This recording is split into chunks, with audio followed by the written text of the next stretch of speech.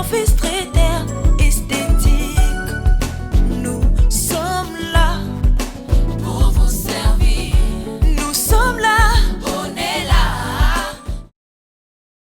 Shalom peuple de Dieu, merci d'être venu une fois de plus sur votre chaîne télévisée Onela TV, sur le plateau de l'émission Le Parfum, votre émission évangélique où nous recevons des hommes de Dieu avec qui nous partageons des sujets.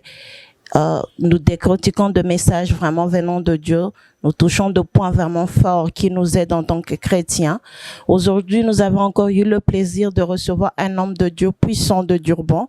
C'est un apôtre qui va vraiment se présenter à vous. On va nous le connaître ensemble. Bonsoir, homme de Dieu. Bonsoir, maman Sarah.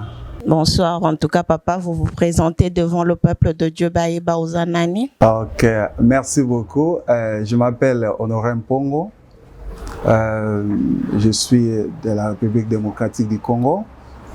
D'abord, si je vais parler de moi-même, le Seigneur m'a appelé lorsque j'étais enfant.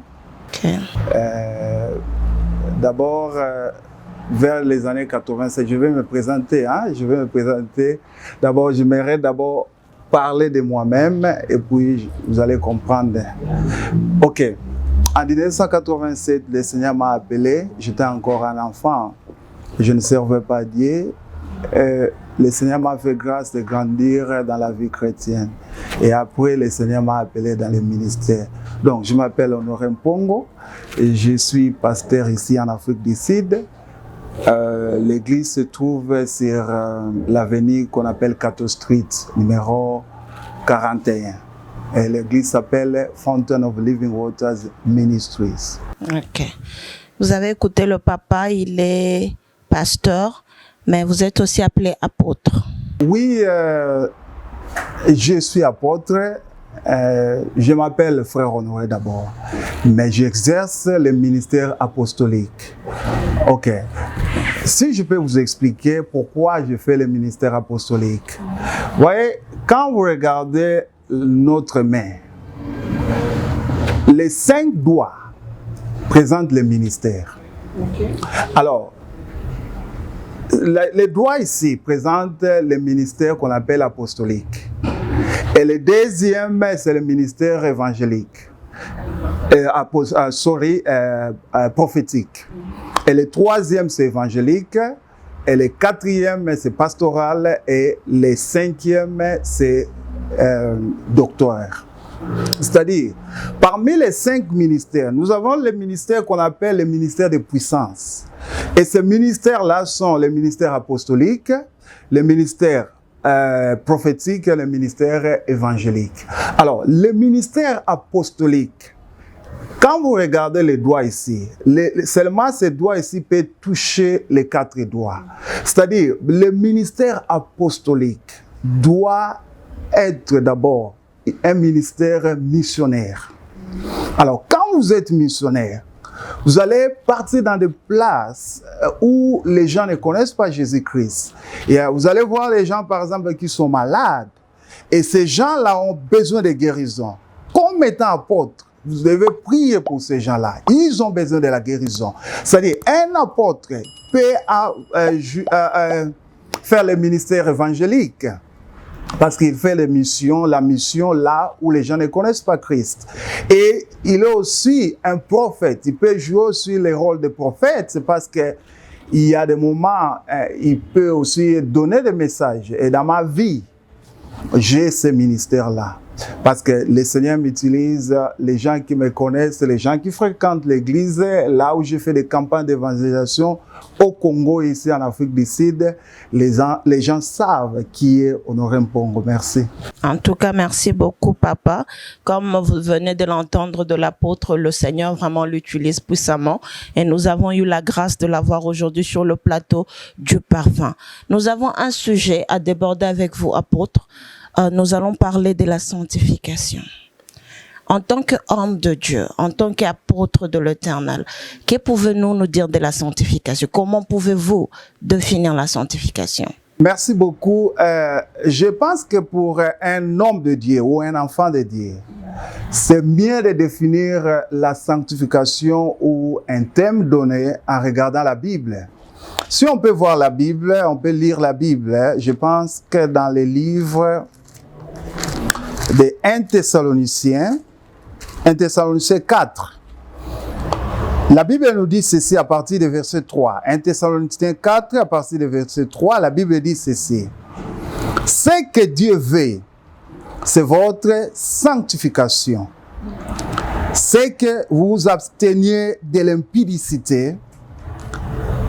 C'est que chacun de vous sache posséder son corps dans la sainteté et l'honnêteté, sans vous livrer à une convoitise passionnée comme font les païens qui ne connaissent pas Dieu.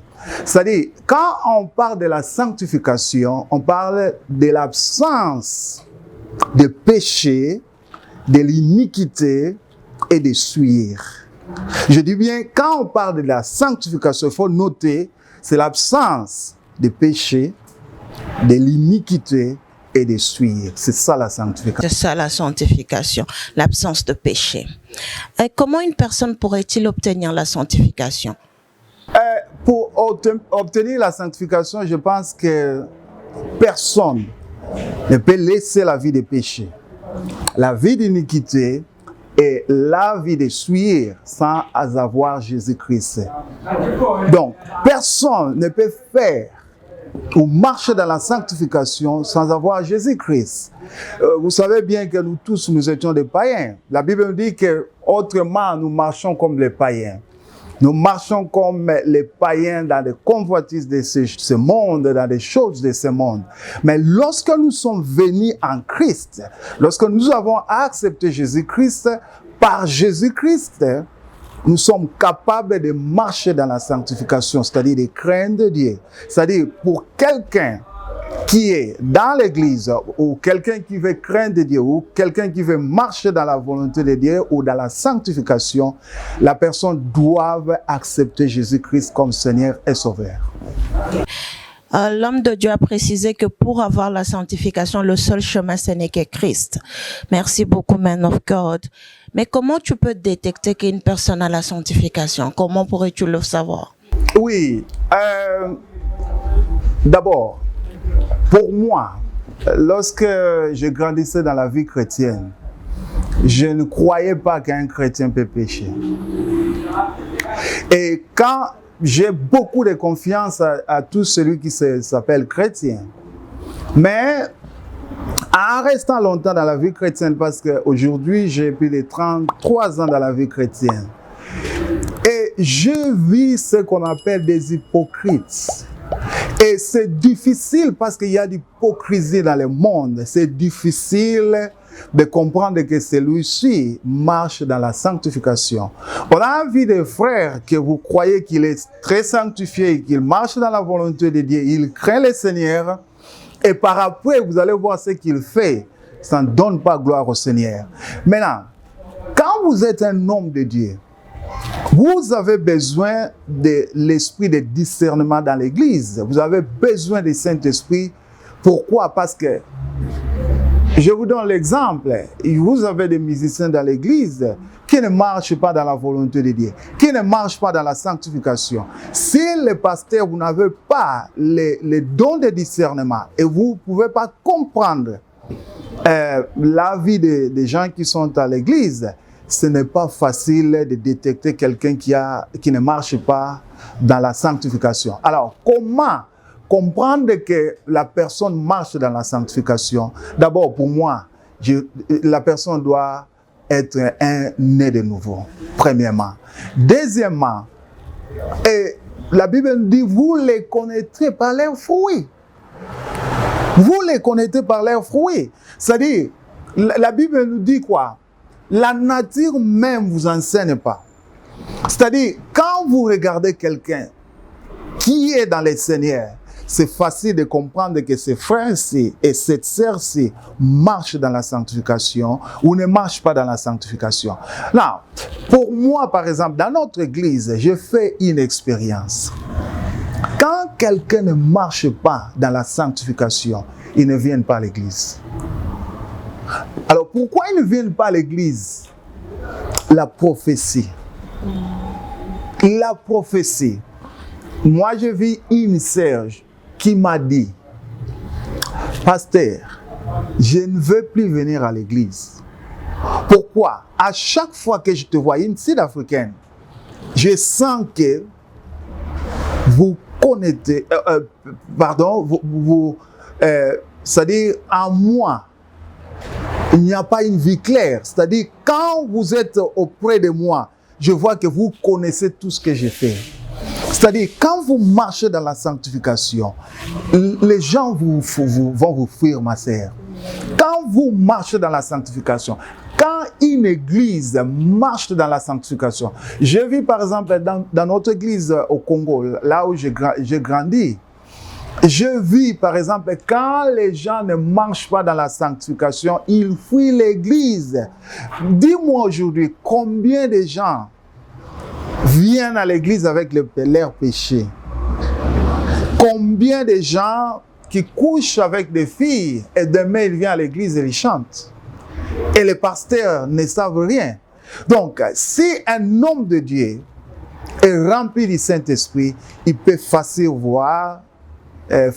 voir celui-ci ne marche pas dans la sanctification. En tout cas, merci beaucoup, homme de Dieu. La façon dont j'ai compris cela, c'est la sanctification marche avec la sainteté. Donc, quand tu as la sanctification, tu dois marcher ensemble avec la sainteté. Pourrez-vous nous expliquer l'audience pour qu'ils comprennent que la sanctification et la sainteté, c'est une même histoire? Oui. Quand on parle, c'est-à-dire quand vous marchez dans la sanctification, vous êtes saint. Quand on parle des thèmes saints, la sainteté, c'est la sanctification. La sainteté, c'est l'absence des péchés.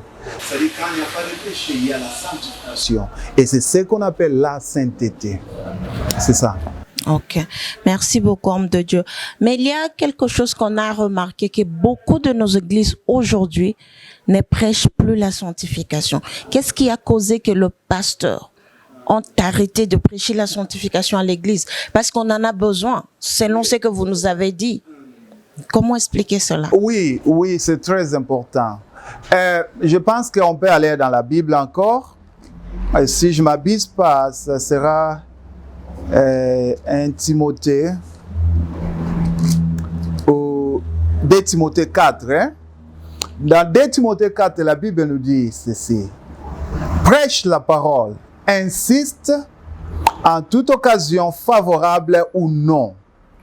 Reprend, censure, exhorte avec toute douceur et en instruisant.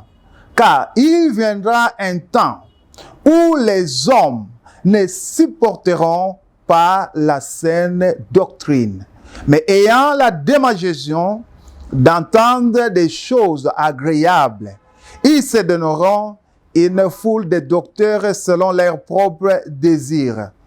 Détourneront l'oreille de la vérité et se tourneront vers les fables. Pourquoi aujourd'hui on ne prêche plus la sanctification dans l'église? Je parlais à un frère. Je dis, aujourd'hui, quand l'église prêche la sanctification, les gens fuient l'église. Mais quand l'église prêche la prospérité, quand l'église prêche ce qu'on appelle social, gospel, l'évangile social, et vous allez voir, les gens viendront beaucoup à l'église. C'est-à-dire, la Bible nous dit que quand ça sera nous serons dans les derniers jours, les gens n'aimeront plus la vérité. Parce que quand vous prêchez la vérité, c'est la vérité qui amène à la sanctification. C'est la vérité qui amène les gens à marcher dans la crainte de Dieu. Maintenant, quand les gens, les pasteurs, voient que les gens, ils sont pauvres, les gens manquent de tout. Maintenant, qu'est-ce que les pasteurs font? Ils veulent prêcher les gens ce que les gens aiment, au lieu de prêcher les gens ce que le Seigneur veut. Maintenant, le problème, les pasteurs veulent l'argent. Les pasteurs veulent encourager les gens. Vous allez m'excuser parce que je prêche en anglais. Parce que mon ministère, c'est anglophone. Hein. Je base beaucoup sur les Sud-Africains. Dans mon église, 90% sont les Sud-Africains. Je fais mes croisades souvent sur les Sud-Africains. Je prêche aussi dans la radio qu'on appelle Highway Radio. Donc, ma sœur, vous allez comprendre que c'est parce que nous sommes dans les derniers jours. Dans les derniers jours, la Bible nous dit que les gens, parce qu'il y a la souffrance, parce que les pasteurs savent que les gens souffrent et ils veulent donner les gens ce qu'ils aiment. La Bible nous dit, heureux celui qui donnera les gens la bonne nourriture au temps convenable.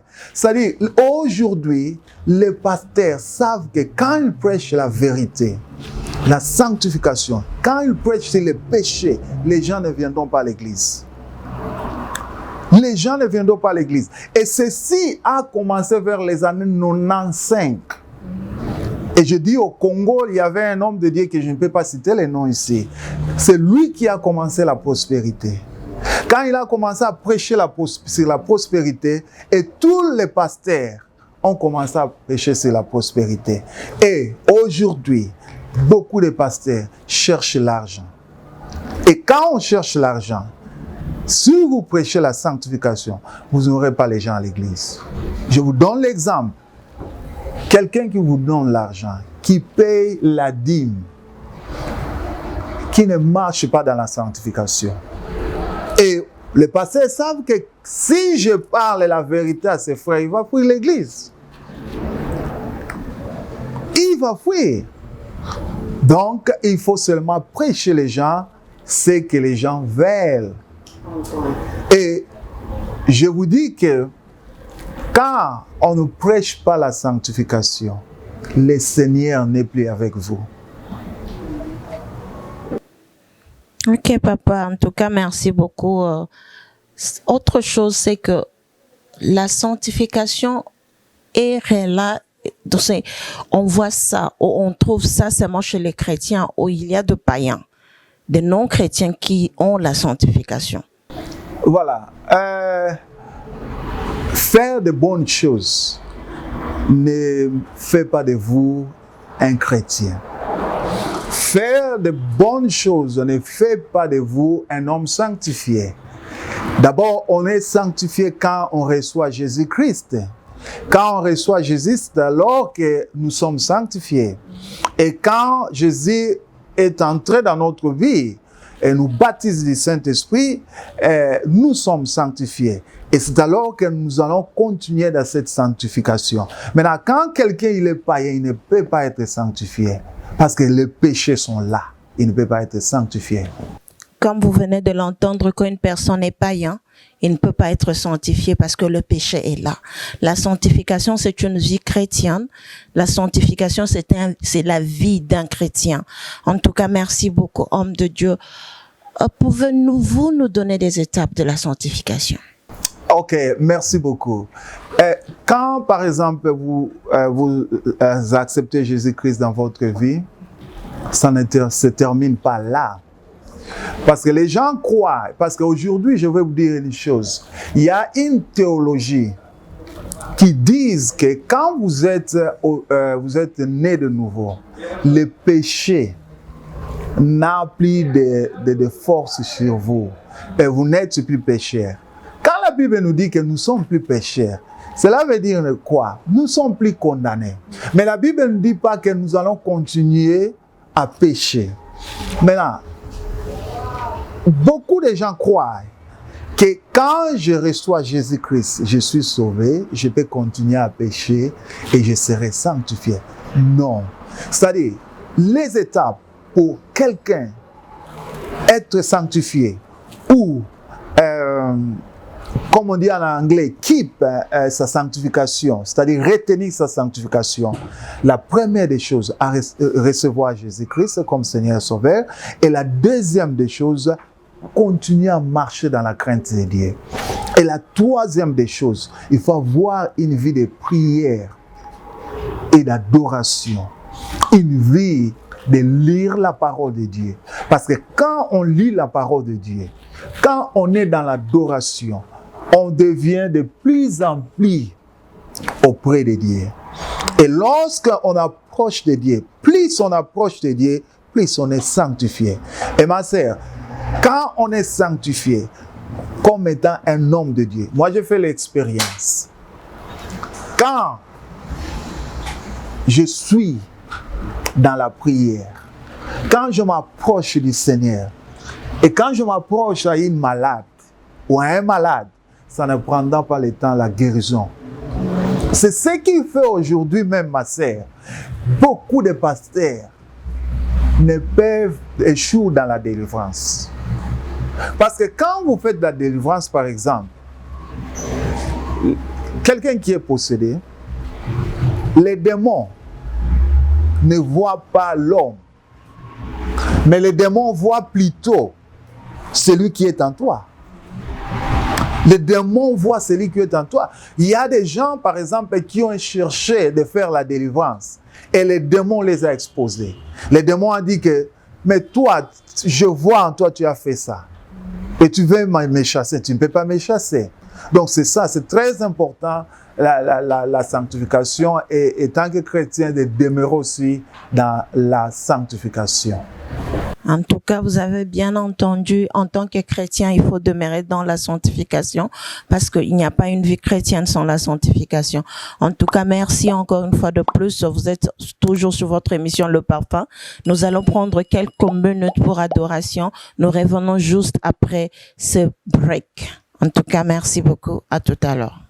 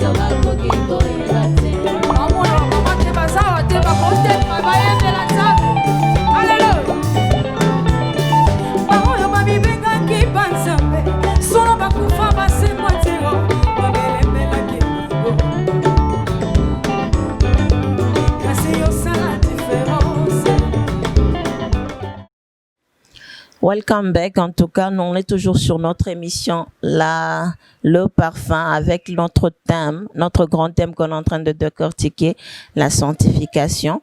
Merci vraiment. Nous avons l'apôtre, l'homme de Dieu, apôtre Honoré. C'est avec lui que nous sommes en train de parler. En tout cas, merci beaucoup, papa. Tosepeli Rosalana, vraiment, awa.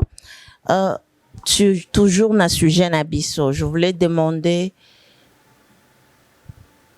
quels sont les exemples bibliques de gens qui ont vécu la sanctification de l'Éternel? Si vous pouvez nous donner quelques points qu'on peut aussi kosimba et comme en loi bibendele na biso. Nous voyons par exemple Job. La Bible dit que Job fut un homme intègre. Nous voyons par exemple l'homme qu'on appelle Moïse, L'homme que Dieu a dit que l'homme le plus humble. C'est-à-dire les gens que Dieu a témoignés. Nous voyons par exemple Nathanaël. Jésus-Christ a dit, voici l'homme en qui il n'y a pas de mensonge ou il n'y a pas de péché. C'est-à-dire, il y a des gens qui ont marché dans la sanctification de la Bible. Nous voyons par exemple l'homme qu'on appelle Étienne, celui qu'on a tué, le premier apôtre qu'on a tué après la résurrection de Jésus-Christ. Vous allez voir Étienne, quand on le lapidait, la Bible dit qu'il regarde et il voit le Seigneur l'attend. Et moi je dis qu'un jour j'ai prêché, if God can call you today, si le Seigneur t'appelle aujourd'hui. Étienne était sanctifié et quand on tuait Étienne, la Bible nous dit que Étienne regardait en bas, il voyait le Seigneur là, mais en train de l'attendre venir. Mais aujourd'hui, nous, si aujourd'hui on veut te tuer, est-ce que le Seigneur va t'attendre comme Étienne? C'est-à-dire, il y a des gens qui ont marché dans la sanctification. Et il y a des gens aussi dans ce monde ici, dans notre temps, il y a des gens aussi qui marchent dans la sanctification. Il y a des gens, il y a des pasteurs qui marchent dans la sanctification et des pasteurs qui ils ont de bons témoignages. Il y a des gens qui marchent dans la sanctification. Merci beaucoup, papa. Autre chose, je voulais demander, c'est que la sanctification, quels sont les bénéfices de la sanctification? Voilà.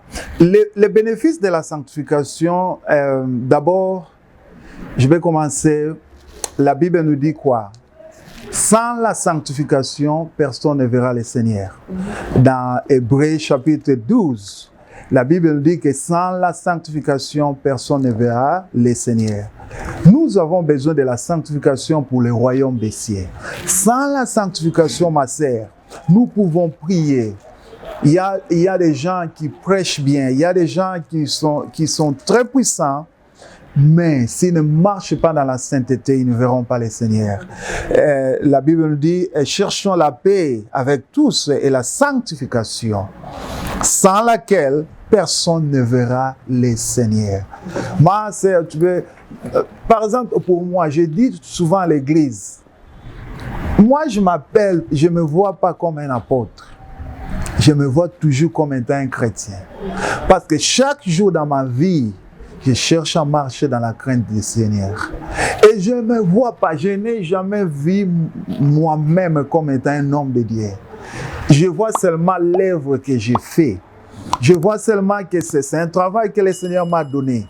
Mais quant à moi-même, je me vois comme étant chrétien. Parce que je veux aussi entrer dans les royaumes des cieux. C'est-à-dire, le bénéfice de la sanctification, la première des choses, vous allez rentrer dans les royaumes des cieux. Et la deuxième des choses, quand vous regardez, je pense, dans le livre d'Ésaïe, Ésaïe chapitre 1, Ésaïe chapitre 1, la Bible nous dit quoi? Quand vous priez, et vous levez vos mains, le Seigneur dit que je vous vois même pas. Je n'attends même pas vos prières parce que vos mains, il y a des sang dans vos mains. Un jour, je prêchais. Lorsque j'ai commencé l'église, j'ai commencé dans ma maison. Il y avait une fille sud-africaine qui est de Mpumalanga. Elle chantait très bien. Elle était la chanteuse de l'église. Et pendant que je prêchais, je ne savais pas que c'était elle. C'était en 2011. Le Seigneur m'a dit qu'il y a quelqu'un ici qui a commis un abortion, l'avortement, en 2007. En 2007, il y a quelqu'un ici. Après l'église, la sœur est venue chez moi. Elle m'a dit que, Fundisi, Pastor, I'm the one. Je suis celle qui a commis l'avortement en 2007. Et je connaissais la fille la même année. Et le Seigneur m'a dit que le sang de ce bébé est toujours sur la fille. Ouais, elle est chrétienne. 2007. En 2011, ça fait combien? 4 ans. Mais elle n'était pas sanctifiée. C'est-à-dire, elle prie à l'église. Il y a des gens qui prient plus que les pasteurs. Moi, si je peux vous dire mon secret dans la prière, vous n'allez pas me croire. J'ai fait des croisades, ma sœur, même à Kinshasa. Et là où j'ai vu les gens baptisés du Saint-Esprit, je n'ai même pas prié pendant 1 heure de temps. Je suis resté seulement dans la présence du Seigneur. Dans la présence du Seigneur, dans la sanctification. Lorsque je prêchais les baptêmes du Saint-Esprit, une réalité. Je vis des miracles au moment où, à ce moment-là, les jeunes gens de notre église m'ont surnommé Coutinho Fernando. À l'époque, ceux qui connaissent le pasteur Coutinho Fernando. C'est-à-dire, il y a des gens qui prient, il y a des intercesseurs, il y a des mamans qui peuvent prier toute la nuit. Mais ce qui fait la différence dans la prière, c'est la sanctification. La prière est puissante quand vous êtes sanctifié. Et aussi, le bénéfice de la sanctification est quand vous demandez quelque chose à Dieu pour l'exaucement de la prière, pour que Dieu exauce votre prière, répond à votre prière.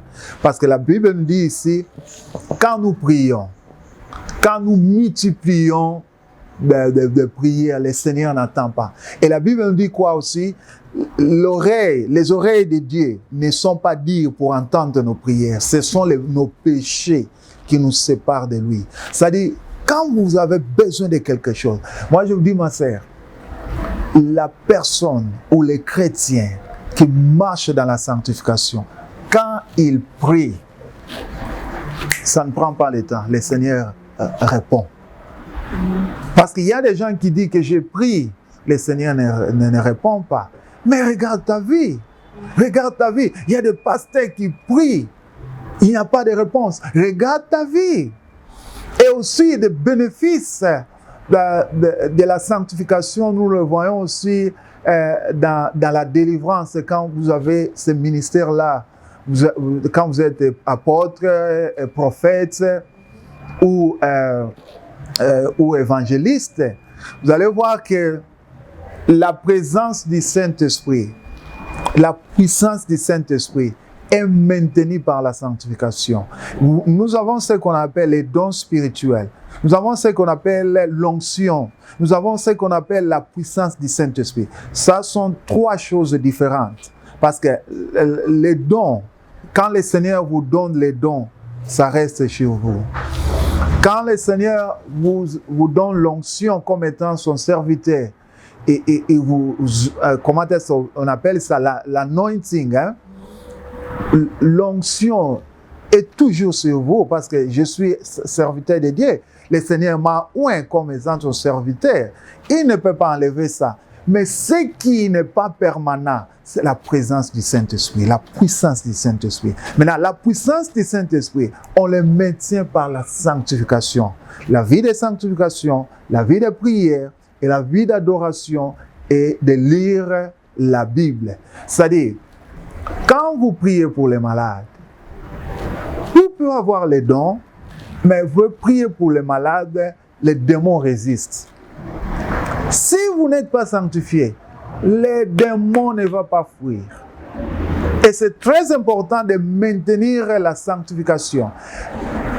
Il y a un pasteur qu'on appelle Benny Hinn. Sorry pour expliquer, pour expliquer pendant longtemps, pour prendre beaucoup de minutes.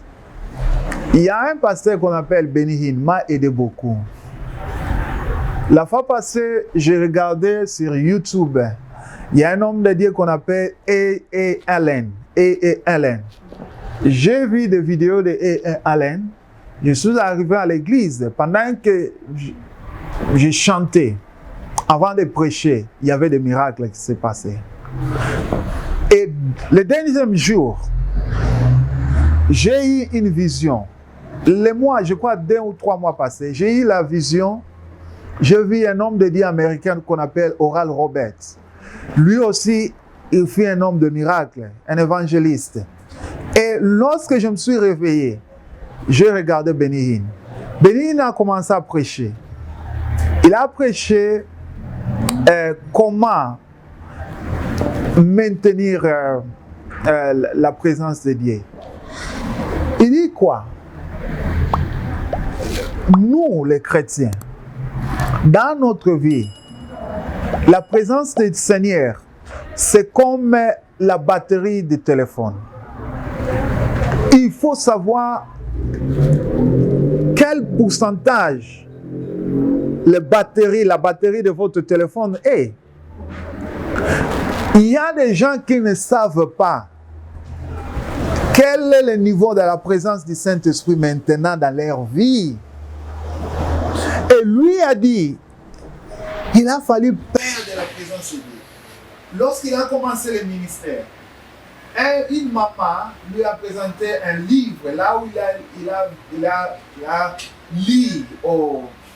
il y a beaucoup de hommes de Dieu américains et qui ont échoué. Et lui-même, sa femme lui a dit, tu veux être évangéliste, tu crois que nous allons réussir ça? Parce que beaucoup de gens ont échoué. Beaucoup de gens ont échoué.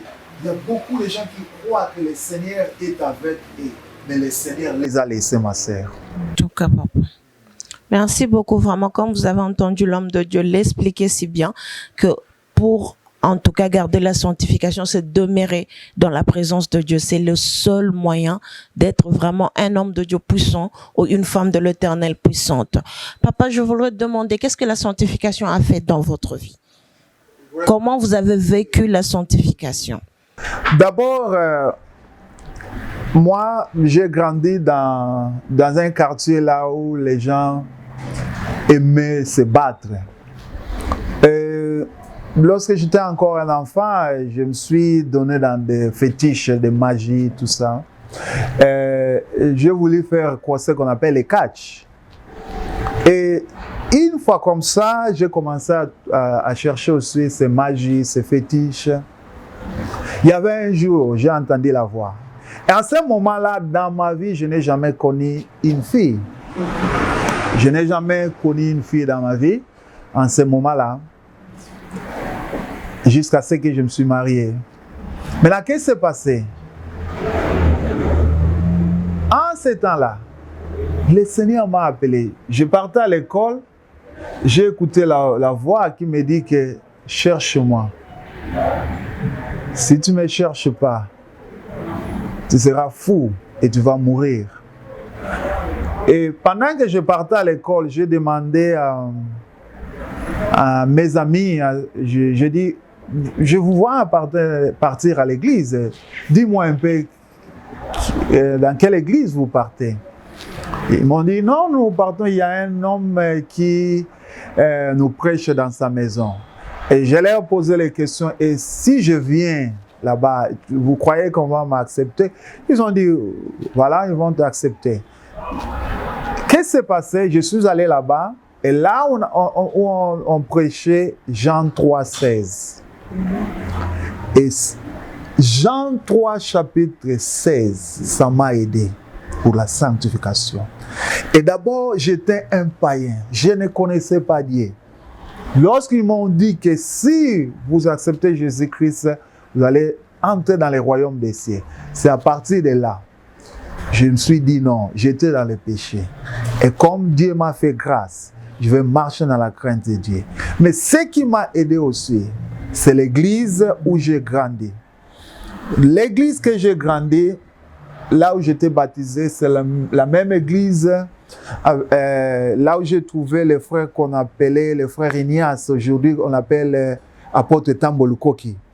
Nous étions enfants et apôtre Tambolukoki, ils avaient les vingtaine d'années avec mon père spirituel Emmanuel Ngiama qui est mort. Et dans cette église-là, si vous péchez, quand vous arrivez, on prophétise sur vous. On vous dit que toi, tu as fait ceci, cela. C'est l'église, la prédication m'a aidé. La prédication de la sanctification m'a aidé. La prédication sur les péchés m'a aidé.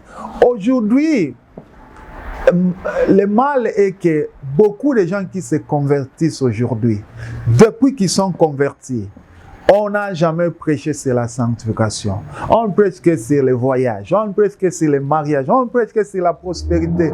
Comment est-ce que les gens peuvent marcher dans la crainte de Dieu? On ne peut pas marcher dans la crainte de Dieu quand vous êtes dans une église où on ne prêche que la prospérité. Vraiment, en tout cas, vous avez compris. Merci beaucoup, papa. En tout cas, nous allons vers la fin de notre émission. Il y a de ces gens qui viennent juste à peine de nous joindre. Je voudrais que vous recommenciez, en tout cas, la présentation, l'église où votre église est basée. Ceux qui vous connaissent pas, qui vous connaissent. S'il y a même un moyen de poster votre numéro de téléphone pour ceux-là qui veulent s'approcher de vous, bah, il y a vraiment un makolo nayo pour base à la plus proche et base à la sanctifier. Ok, merci beaucoup. Kola Pambola Bino. Kombo nanga Honoré Mpongo.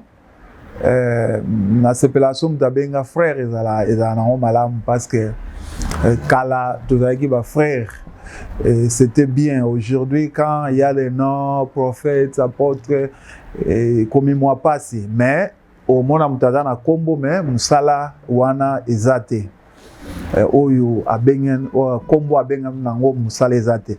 Alors ce qui mutanga a joindre biso na église toza na avenue Kato, on appelle ça Kato Street. En face il y a église babenga Revelation Church awa na Durban. Toza place wana ça fait je crois 6 ans. Toza place wana numéro nanga contact eza 074 44 23 651. Donc so mutanga contacter ngai nzamba rosunga biso par la grâce du Seigneur. Nzamba sali que tozala en Afrique du Sud to sala musala na ye na bosana ko présenter. Je suis marié. Naza marié, naza na mwana moko. Naza marié na maman Francine Nkama qu'on appelle maman Bamsou Abenga prophétesse parce que elle est dans le ministère aussi. Une chose et ça là que na ça la ministère en Afrique du Sud on a miracle moko salama awa à partir na ye parce que tozalaka ko fréquenter une église une sœur là lorsque na banaye nanu ko tala l'église ndenge zaline parce que na banaye d'abord ko observer avant na bana ministère. Alors il y a kana sœur moko congolaise ayoki ye ndenge ma femme ndenge azo travailler aye na ndaku ayisinga mon frère na besoin nzamba sala nga lokola ye ndena bi comment sala lokola ye. Alors pendant que tu prier to prier na madame la sœur a comme prophétiser la sœur congolaise à ce qu'on a Londres nda prophétiser à lobi honoré kotika Afrique du Sud était na zana bane bela te ya bango. À cette époque là na teta sud-africain mon côté. Alors tant salami ndengwana to kena veillée de prière to komi na veillée de prière en église wana nde na banaye ko diriger prière. Ma femme a télémi à lobi a utara Johannesburg à lobi bozo prier bien te moni loko na moni na minute na moni na likolo numéro komami 256 na moni makile zo kita. Alors bani basa la sacrifice na mboka o soto prier bien te et au salam. Alors les gens qui étaient là n'ont pas crié. Maintenant qu'est-ce qui s'est passé lobi nango na 14h to fana na ndako ba bengi biso. Alors lorsque la sœur l'a prophétisé, le Seigneur a dit honoré na la batu belao te ya bango na kosala eloko moko nano monate. Je me suis dit Seigneur eloko ni okosala. Je vis des aveugles ba moni moi batu batambola te batamboli mais eloko nini nana monate. Qu'est-ce qui s'est passé? Lorsque ma femme a donné cette vision là prophétie wana frère andimaki te lobi na ngwa tikaki mwana na ndako mwana sauté na 13e niveau mwana na kufate. Congolais na petit soko ebi histoire ya un jeune congolais sotaka na Ron Vista Moi, on a koufaka te, et a prophétie ma femme a fait ça. Alors après 2 ans, je me demandais dans le but, Seigneur, 2, 5, 6, c'est la Xinini. Nenzamba singa 2 plus 5, ça fait 7, plus 6, ça fait 13. Donc, Nzamba andai koloba que nous avons sauté à 13e niveau. Et c'est là, et Salama, donc, c'est cette femme-là qui est ma femme. Que le Seigneur vous bénisse. Amen. En tout cas, cause à la serviteur, cause à la moitié mais c'est vraiment une grâce divine. En tout cas, papa, nous étions vraiment bénis de vous avoir sur notre plateau. Que le Seigneur continue à vous bénir. Que le Seigneur vraiment continue ko sala na yo makambo ya minene les sous en tout cas la bénédiction pour nabiso ko nyataka plateau na ebi que otiki ba bénédiction na yo. Nzamba pambolo vraiment merci beaucoup. En tout cas, c'était là notre mission L'eau parfum avec l'homme de Dieu, le apôtre Honoré, où nous avons parlé de la sanctification. Kakandenge Boyoki, en tout cas, la vie de la sanctification, se vivre en craignant l'Éternel. Qui m'a vraiment masumu, cause la tout le temps na sama kolankolo, c'est là qu'on appelle sanctification. C'était votre émission L'eau parfum. Sponsor number 1, On est là TV. En tout cas, quand on dit On est là, on voit Papa Moïse lui-même, on voit Papa Yoshua, on voit Shaggy. Ce sont là vraiment bato bazo sala ki basimbi On est là, ezala oeza On est là. En tout cas, nous remercions tout le monde qui sont en train de supporter œuvre de Dieu et Kendeli Bosso. Tozo benga ba homme de Dieu, ba servante de Dieu.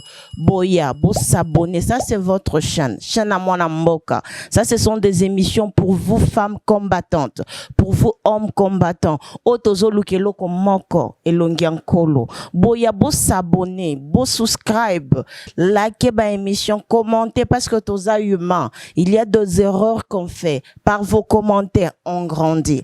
Par vos commentaires, nous allons améliorer que musala oyona evre kendeli boso pour la gloire à Christ. Tozo sala par ya corps ya Christ biso pe tozo tonga nandenge na biso, mais en amenant l'évangélisation dans vos maisons, dans vos voitures, devant vous, parce que avec cette émission vous pouvez suivre en famille. En tout cas, te remercier On est là TV une fois de plus parce que yende en tout cas sponsor number 1 yependem tazo sala que tozala, c'était la servante de l'Éternel maman Sarah. Oyo Abino, Ouameme Libino, vraiment émission Le Parfum avec le thème la sanctification. Que le Seigneur vous bénisse. Amen.